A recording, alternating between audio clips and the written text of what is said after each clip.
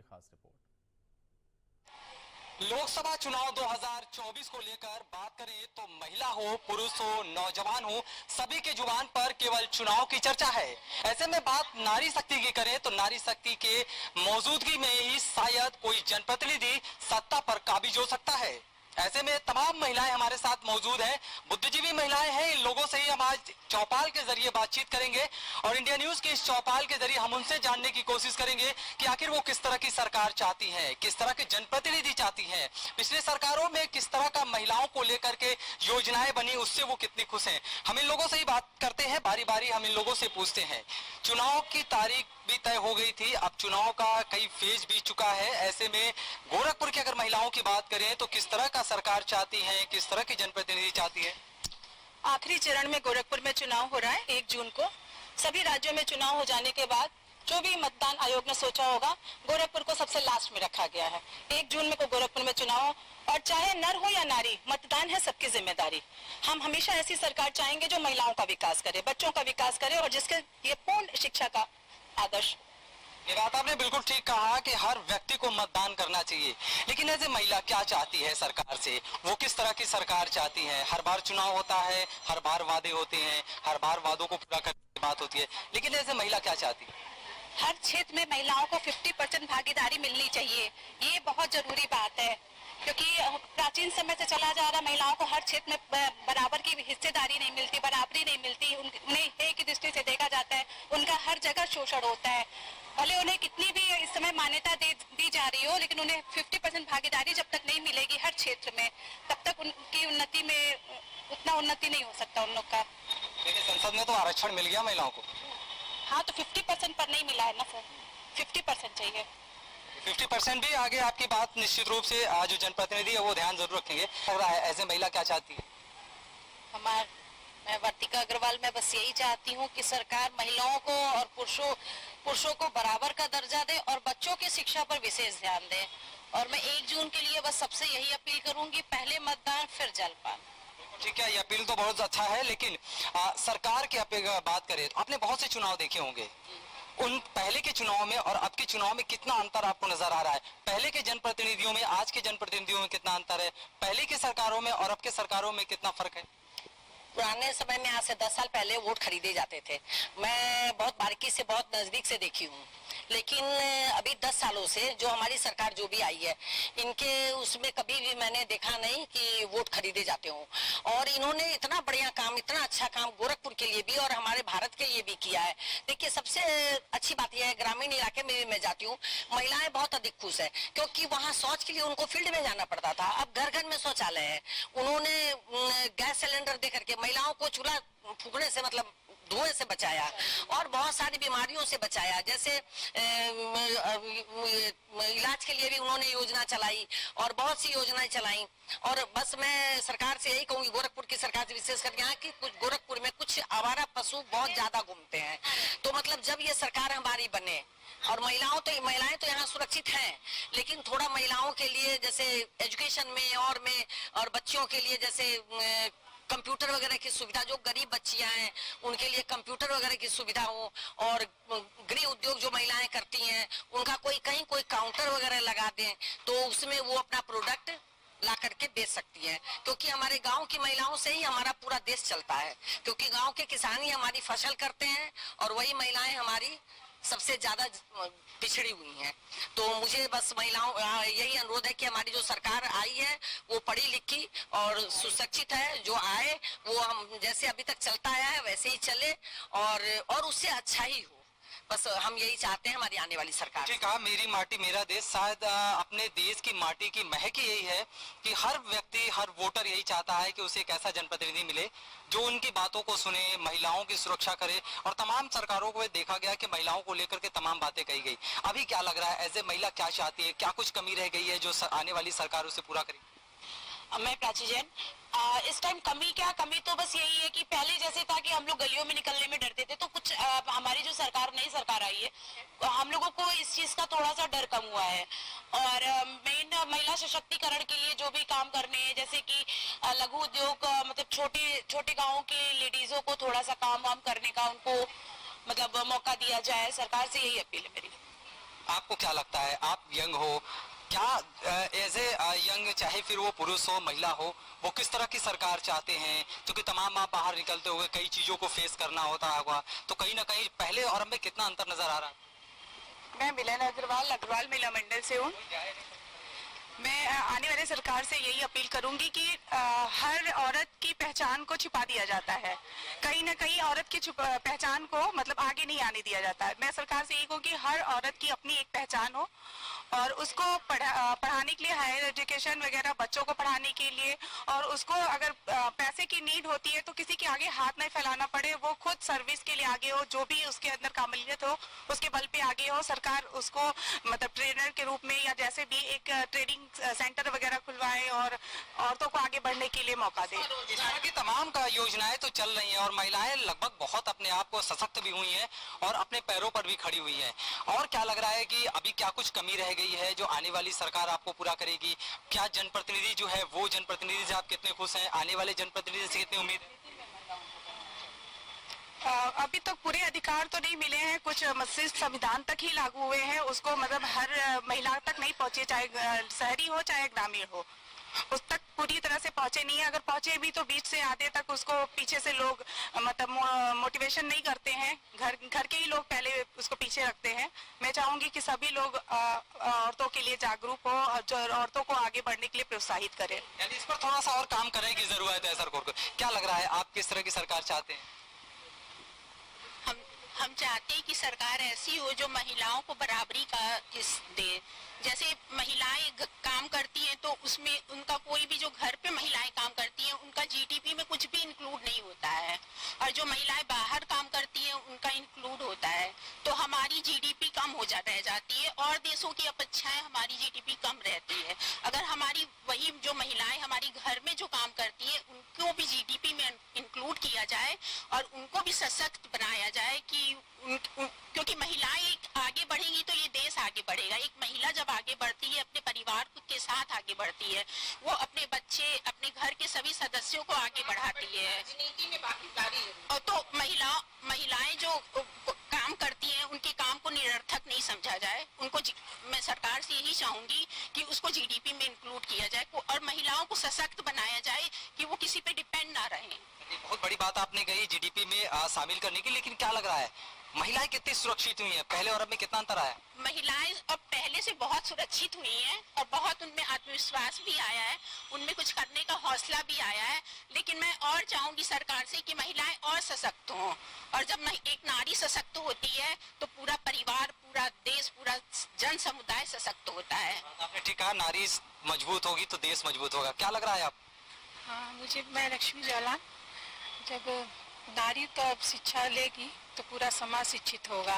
नारी को आगे करना चाहिए राजनीति में आगे होना चाहिए। क्या लग रहा है कि सरकारें जो बदली हैं, लगातार सरकारें आती हैं जाती हैं, हर बार चुनाव होते हैं, तमाम वादे होते हैं महिलाओं को लेकर, कितने वादे पूरे होते हैं और अभी किस तरह की सरकार चल रही है? कि नारी सशक्तिकरण भरपूर है, हम लोगों को पूरा मौका दिया जा रहा है, लेकिन बेसिक चीज है कि हमारे एजुकेशन प्रणाली क्या है। अगर शुरुआत से हमारे बेसिक जो हमारे अपने चीजों के प्रति, जैसे कुरान की शिक्षा दी जाती है, ईसाई शिक्षा ये लोग घर में देते हैं, चर्चेस में देते हैं, हमारे बच्चों को हम लोग अपनी शिक्षाएं नहीं देते, अपने धर्म के बारे में नहीं बताते हैं। जब बेसिक फंडामेंटल हमारा मजबूत नहीं होगा तो आगे हम सोचते रहे अगर कोई हमें दे, ऐसा नहीं होता। नारी को खुद आगे बढ़ करके लेने की समीक्षा होती है, उसके अंदर साहस है, लेकिन जब तक हमको बचपन से मजबूत नहीं बनाएंगे हम आगे नहीं बढ़ पाएंगे। इसलिए हमारी एजुकेशन प्रणाली को सही होना चाहिए। आजकल स्कूल में कंप्यूटर, लैपटॉप पे और मोबाइल पे होमवर्क दिया जा रहा है, मेरी निगाह में ये बहुत गलत है। बच्चों को मोबाइल से दूर रखना चाहिए। जापान ने हमें बना के दिया लेकिन वो लोग यूज नहीं करते। हमारे बच्चे मोबाइल और लैपटॉप में अपना बहुत समय बर्बाद करते हैं, उसकी जगह उनको अपने हम लोगों को आगे बढ़ाना चाहिए, उनको जागरूक करना चाहिए, जिससे हमारा जो परचम है वो हम लहरा सके। कमी कहीं नहीं, सरकार की कमी कहीं नहीं है। अगर गंदगी फैलाते तो हमारे अंदर की कमी है। गाड़ी आती है ले जाती, हो सकता है टाइम मैनेजमेंट की प्रॉब्लम हो, लेकिन हम कूड़ा घर में जला सकते हैं, घर में रख के उसको खाद बना सकते। ये हमारे अवेयरनेस की कमी है जो हम गवर्नमेंट को दोष देते हैं। इससे अच्छी गवर्नमेंट नहीं हो सकती। बिल्कुल, बहुत बड़ी बात आपने कहा है। पहले हमें सुधारना होगा, फिर हम किसी और को सुधारेंगे। क्या कुछ और कहना चाहते? हाँ, मैं ये कहना चाहती थी कि आने वाली सरकार से मैं ये अनुरोध करूंगी कि राजनीति में कुछ महिलाओं को भी जो आना चाहती हो तो उनको लेना चाहिए, क्योंकि हमारी महिलाएं खुला है, कोई भी राजनीति में जा सकता है, चुनाव लड़ सकता है, ये तो लोकतंत्र में सभी को अधिकार है। लेकिन मैं ये चाहूंगी कि मतलब महिला सीट भी होनी चाहिए और महिलाओं को राजनीति में आगे आना चाहिए, ताकि हमारा देखिए जब हमारी महिलाएं सशक्त होंगी तो हमारा घर सशक्त होगा, हमारा समाज होगा, हमारा देश होगा। और महिलाएं ही महिलाओं की प्रॉब्लम भी समझ सकती हैं। तो इसी नाते चलते चलते मैं आप लोग से और जानना चाहूंगा कि क्या और कुछ लग रहा है कि जो सरकार आने वाली है, जो जनप्रतिनिधि आप लोग चुन करके उन्हें भेजेंगे सदन में, वो क्या किस तरह की उम्मीद आप लोग? हम लोग जो जनप्रतिनिधि चुन के भेजेंगे वो आपको हम बताएं एक इतिहास रच देगा, क्योंकि अभी हमें मालूम पड़ रहा है कि जो पिछला हमने देखा है, मैं नाम नहीं बता सकती हूँ, लेकिन कहते हैं सूरज को क्या रोशनी दिखाना है, जुगनू बहुत सारे चमकेंगे और जाएंगे, लेकिन प्रतिनिधि वैसा ही चुनना चाहिए जो हमारे देश को और विश्व में हमारा नाम करे और हमारी अर्थव्यवस्था को एकदम बदल दे, हमारे आराध्य का जगह जगह मंदिर बने। क्योंकि अगर हम भारतीय हैं, अगर भारत में रहना है तो जय माँ भारती तो बोलना ही पड़ेगा। और हमारा प्रतिनिधि भी ऐसा रहना चाहिए जो हमारे भारत का नाम रोशन करे, हमारी नारी सशक्ति का नाम रोशन करे, हमारे बच्चों के लिए, हमारे गांव के लिए, हमारे खलियानों के लिए। और आप जैसे पत्रकारों को सादर निवेदन है कि हम लोगों से ये सब सुनने को अपनी बात कह रहे हैं। आपकी बिल्कुल आपके पास मेरे आने का मकसद ही यही है कि एज ए महिला क्या चाहती है, क्योंकि महिलाओं की तमाम चीजें होती हैं जो वो अपनी बातों को कह नहीं पाते हैं। तो हम हमारे मंच के जरिए एक महिला क्या चाहती है सरकार से, जनप्रतिनिधि से, जो पहले की सरकारों ने किया उससे कितना खुश है महिला? महिला खुश तो अपने जैसे शुरू होता है हमारा नगर पालिका नगर निगम से, हमारे पार्षद जो आते हैं वो कभी हमारे घर नहीं आते हैं। क्योंकि अगर नीचे लेवल से शुरू किया जाएगा तो हमारे सेवक तो वही हैं, उनको ध्यान देना चाहिए, लेकिन हम लोगों ने पार्षद का चेहरा आज तक नहीं देखा। तो ऐसा होना चाहिए, ऐसा प्रतिनिधि सामने लाना चाहिए जो जनता का सच्चा सेवक हो। जब पार्षद ठीक होगा तो एमएलए ठीक होगा, एमएलए ठीक होगा तो एमपी ठीक होगा, एमपी ठीक होगा तो हमारी सरकार सही होगी। तो इसलिए निचले स्तर से ही सब चीजें सुधारने की जरूरत है। और सफाई और आवारा पशु ये मेन मुद्दा है हमारे गोरखपुर शहर के लिए। शब्दों में बड़ी बात आपने कही, लेकिन सबसे ज्यादा फेस जो बता रहे हैं कि आवारा पशुओं को है। क्योंकि महिला है तो निश्चित रूप से अपने बच्चों की चिंता जरूर होगी, और बच्चे बाहर निकलते हैं तो आवारा पशु का खतरा रहता है। फिलहाल अभी और क्या कुछ आपको लगता है कि किस तरह की और बदलाव होने की जरूरत लगती है? जैसे अभी और बहनों ने कहा कि नारी को स्थान मिलना चाहिए, लेकिन एक चीज बहुत गलत हो रही है हमारे समाज में। नारी को खड़ा करते हैं, पार्षदी इलेक्शन में खड़ा करते हैं, लेकिन वो उसके बाद सिर्फ साइन करती है और काम उनके हस्बैंड करते हैं। ऐसा नहीं होना चाहिए, क्योंकि हस्बैंड लोग झांकने नहीं जाते। जो नारी सशक्त हो उसी को आगे बढ़ाना चाहिए, और नहीं तो वहाँ दोबारा पार्षद का नियुक्त होना चाहिए, उनका सिलेक्शन दोबारा होना चाहिए जो वहाँ मोहल्ले का काम कर सके। आज जो गंदगी की समस्या है या आवारा पशु की समस्या है वो पार्षद की वजह से, क्योंकि पार्षद अपने कुछ घरों में झांकने जाते हैं, बाकी घरों को छोड़ देते हैं, कोई शिकायत सुनते नहीं है। तो सारी समस्या पार्षद की ही होती है। इसमें गवर्नमेंट सही है, गवर्नमेंट क्या कर सकती है? हम अपने मुखिया हैं अपने घर के, तो हम लोग क्या करते हैं, मैनेजमेंट चाहते हैं। अगर मैनेजमेंट के जो पावर जिनके हाथ में, अगर वो लोग सही नहीं करेंगे तो व्हाट कैन वी डू? जिस तरह आजकल जो नुक्कड़ सभाएं कर रहे हैं, जो भी सब अलग अलग पार्टी वाले कर रहे हैं, ये जब जीत जाते हैं तो ऐसी नुक्कड़ सभा हर महीने में होनी चाहिए। जो जीतते हैं उनको हर नुक्कड़ पे आना चाहिए, वैसी पार्टियां वैसा नुक्कड़ सभा करना चाहिए। और जनप्रतिनिधि को जिसको हमने बनाया है वो हर लोग से पूछे कि क्या मैं तुम्हारे लिए ठीक हूँ, क्या तुम। बात आपने कहा है और ये होना भी चाहिए। और तमाम महिलाओं का ये कहना है कि जनप्रतिनिधि आते तो हैं, वोट मांगते हैं और के बाद चले जाते हैं, लेकिन उन्हें जीतने के बाद भी नुक्कड़ सभाओं के जरिए, खुले मंच के जरिए, पब्लिक के बीच में, महिलाओं के बीच में जाना होगा और उनके सवालों का जवाब भी देना होगा और उनके हर सवाल को फेस भी करना होगा। तब जाकर के इस तरह की जनप्रतिनिधि होंगे और इस तरह के सरकार होंगे जिस तरह की उम्मीद वो चुनाव में जगा के जाते हैं। फिलहाल तमाम महिलाओं का हमारे इंडिया न्यूज के चौपाल के जरिए तमाम तरह के मुद्दे थे, उन मुद्दों को लेकर, उन कमियों को लेकर बताया और किस तरह की जनप्रतिनिधि वो चाहते हैं, किस तरह का सरकार वो चाहते हैं, उसको लेकर उन्होंने साफ तौर पर बताया है। Sushil Kumar, India news, Gorakhpur.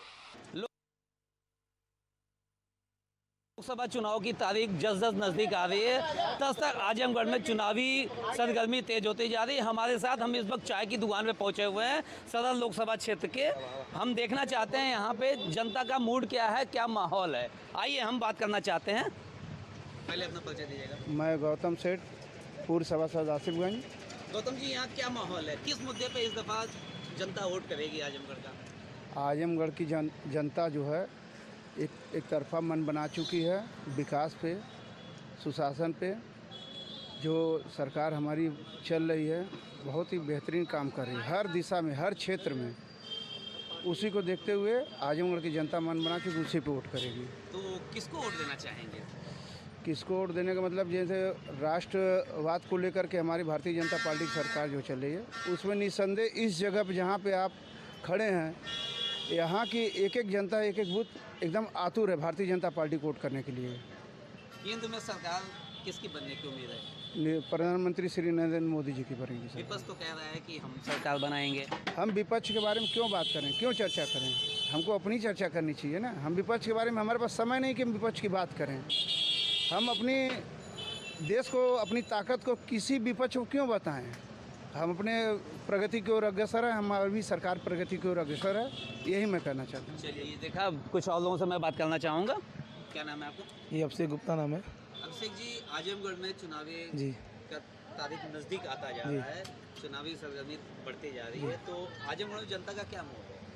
पहले मैं आपको बता देता हूँ, मैं लोकसभा चुनाव में पहली बार मतदान करने जा रहा हूँ और इस बार मैं माननीय सांसद जी निरहुआ जी को भी वोट करूँगा, क्योंकि सांसद जी को वोट इसलिए करूँगा कि जो पिछली सरकारों में काम नहीं हुआ वो निरहुआ जी ने 1.5 साल में करके दिखाया है। जो मुलायम सिंह, अखिलेश यादव नहीं कर पाए वो निरहुआ ने करके दिखाया है। बच्चों के लिए यूनिवर्सिटी बनवाया, संगीत महिला विद्यालय बनवाया, हवाई अड्डा बनवाया लोगों के लिए। अब आज जनता को अब यह क्या चाहिए? 1.5 साल में इतना काम हुआ, अगर 5 साल अगर चुनाव रह गया तो पूरा आजमगढ़ को चमका देगा एकदम। आजमगढ़ की एक एक सड़क देख लीजिए, इस समय चमक रही है। माननीय दुर्गा प्रसाद यादव जी यहाँ 45 साल से विधायक हैं, उनके रोड की उनकी रोड की सड़क माननीय सांसद जी निरहुआ जी ने बनवाया अपनी निधि से। मुजरापुर और मुगरबा पूरी सड़क निरहुआ ने बनवाया, अपनी निधि से बनवाया है। 2002 विपक्ष तो कह रहा है, अखिलेश यादव कह रहे हैं कि आजमगढ़ में विकास मैंने किया है, प्रदेश में विकास मैंने किया है। अखिलेश यादव पहले अपनी सीट बचा ले, अपनी 5 सीट बचा ले, उसके बाद दूसरे धर्मेंद्र यादव के यहाँ जिताएंगे। पहले अपनी सीट बचा ले अखिलेश यादव, वहाँ तो खुद ही हार रहे हो तो धर्मेंद्र यादव को क्या जिताएंगे? पहले अपनी सीट बचा लें। चलिए, कुछ लोग और हैं हमारे साथ, मैं उनसे भी जानकारी लेना चाहूँगा। क्या नाम पड़ेगा आपका? मैं संदीप सिंह सोड़कर। अच्छा, इस दफा आप किस मुद्दे पर वोट करेंगे? विकास, सुशासन। किसने विकास किया है अब तक? विकास किसने किया है? जो हो रहा है सामने वही दिख रहा है आपको। किसकी उम्मीद है? बीजेपी। केंद्र में सरकार किसकी बनने वाली है? मोदी जी। मोदी जी की। जी हाँ। विपक्ष तो कह रहा है कि हम बनाएंगे। अरे विपक्ष तो कह रहा है कि यूपी में खाली 1 सीट नरेंद्र मोदी जीतेंगे, बाकी 79 सीट इंडिया गठबंधन जीतेगा।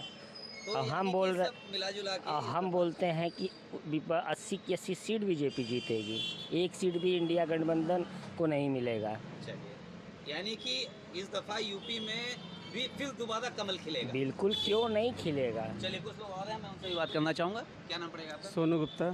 सोनू जी, इस दफा क्या माहौल है चुनाव का? बस एकदम साफ है, सपा जीत रही है आजमगढ़ से। ये लोग बोल रहे हैं, विकास की बात बोल रहे हैं। 2022 के पहले आजमगढ़ में न रेलवे स्टेशन था, न रोडवेज था। ये लोगों ने 2022 के बाद विकास की नींव रखी, रोडवेज बनवाया, आजमगढ़ की रोडें, ये जो रोड देख रहे हैं 2022 के बाद बनी है, इसके पहले ये रोड नहीं था। बिल्कुल चल नहीं सकते थे। का यही है कि रेलवे के बाद बोल रहे हैं, आजमगढ़ की रेलवे 2022 के बाद रेलवे चालू हो गया। रेलवे का बात ये कर रहे हैं, सिंगल लाइन था, पूरा मऊ से लेके सागंज तक सिंगल लाइन था, उसका दोहरीकरण, इलेक्ट्रिसिटी किसने करवाया? भाजपा ने करवाया। ये सपा भाजपा का गढ़ बताते हैं, क्या हम उनके गुलाम है क्या? ये होंगे उनके गुलाम, ये बात करें उनकी। बोल रहे हैं बीजेपी है कहाँ? क्यों नहीं? ये लोग बोल रहे दिन हो गया, अभी तक सदर के लोगों से पूछ लीजिए आप, धर्मेंद्र यादव कहाँ है?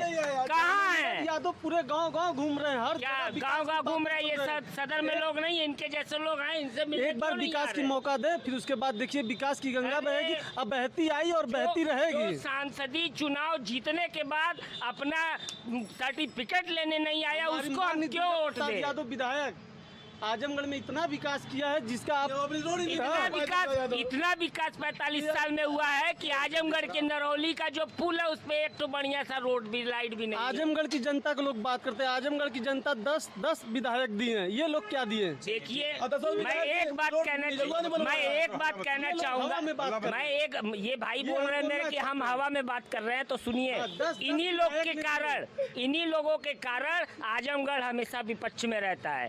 अगर इंजन नरेंद्र मोदी है तो इंजन लेकर चल रहे हैं, नरेंद्र मोदी अगर इंजन है तो उनके साथ जो लगेंगे डिब्बे सांसदी जो जीतेंगे तभी ये विकास आगे होगा। हमको विपक्ष में नहीं रहना है, हम शासन के साथ रहें। चलिए कुछ लोग आ रहे हैं, मैं उनसे भी जानकारी लेना चाहूँगा। क्या नाम पड़ेगा आपका? दिनेश कुमार वर्मा। दिनेश जी, आजमगढ़ में चुनाव की तारीख नज़दीक आ चुकी है, क्या माहौल है, जनता का क्या माहौल? हमसे ज़्यादा तो आप लोग स्वयं जानते हैं, इसलिए कि हर जगह हर फील्ड में आप जाते आते हैं।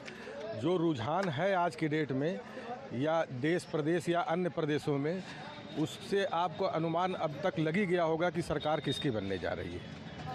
और विकास के नाम पे आप एक सांसद से क्या उम्मीद रखते हैं? आप अपने नेता से क्या उम्मीद रखते हैं? कि हमारे शहर का विकास होना चाहिए, हर चीज़ें संतुलित चीज़ से बनना चाहिए, होना चाहिए, क्राइम कम होना चाहिए। एक सांसद जीतने के बाद उसको हम 5 साल तक इंतज़ार करें कि वो हमारे क्षेत्र में आएगा, और एक सांसद हम उसको 1.5 साल केवल चुन करके यहाँ से भेजे। 1.5 साल के अंदर वो 1.5 महीना यहाँ से नहीं गायब रहा होगा बंदा, और हर गली हर गांव में जा कर कह नहीं सकते हैं, या कोई उन पर लांछन नहीं लगा सकता, और एक पैसे का कोई क्लेम भी नहीं कर सकता है कि हमारे सांसद महोदय यहाँ से जो योजनाएं उन्होंने लाया, जो काफ़ी दिनों से पेंडिंग पड़ा हुआ था। एक रोड, इस रोड की ये कई सालों से गड़बड़ थी। पिछले चुनाव में आप लोगों ने ये भी नारा किया था कि रोड नहीं तो वोट नहीं। ये हमारे सभासद जो वर्तमान में सभासद जी हैं, उन्होंने इसको अपनी एड़ी से चोटी लगवा करके चेयरमैन से एक रोड बनवाने के लिए अपनी सब कुछ त्याग किया उन्होंने, और सांसद महोदय से 2-3 बार रिक्वेस्ट किया गया, तब जा करके इस रोड का वो हुआ। हम उनसे जानकारी लेना चाहेंगे। ये बगल में सोनू गुप्ता जी, ये बोलना चाहते हैं, बगल में सटा हुआ हतिया गांव है, इस पे पब्लिक इतना दिन से मांग कर रही थी हतिया पुल बनाने के लिए, किसी सरकार ने इसकी कोई नहीं सुना। माननीय दुर्गा प्रसाद यादव जी ने इस पे निर्णय लिया और इसको हतिया पुल बनाने का काम किया। विकास का एक गांव और भी बढ़ रहा है। नहीं, जनता का तो ये भी कहना है कि 5 साल अखिलेश यादव सांसद थे, लेकिन आजमगढ़ में झांकने नहीं आए। काम हुआ, काम होता रहा। सांसद महोदय जो मुलायम सिंह यादव जी थे यहाँ के, बहुत सांसद महोदय जो यहाँ पे थे मुलायम सिंह यादव जी ने, उनके कार्यकाल में काम हुआ, ये कोई वो नहीं है। लेकिन हमारे माननीय अखिलेश जी जो है, इनके सांसदीय क्षेत्र में ये आया, पिताजी के उनकी सीट ये हुआ कि हमारी ये घर का सीट है, लेकिन उसके बाद उनको ये नहीं याद आया कि हम अपने घर पे कुछ कार्य को विकास के क्षेत्र में ले चलें। 5 साल तक थे ना वो, उनको ये कम से कम उनकी एक अंदर आत्मा उनकी जागनी चाहिए थी। क्या कहना चाहेंगे इस बात पे? ये तो बस जुमलेबाजी चल रही है। इनके जुमलेबाजी का, ये जो जुमलेबाजी कह रहे हैं, मैं उसको जवाब दूंगा कि सांसद जी के 15 महीने का कार्यकाल इनके सांसद के 5 साल के कार्यकाल पे भारी है। बहुत काम हुआ है आजमगढ़ में। आप जहाँ देखिए सिविल कॉलेज हुआ, वेस्ली स्कूल हुआ, और भी बहुत ज़्यादा विकास, रोडवेज हुआ।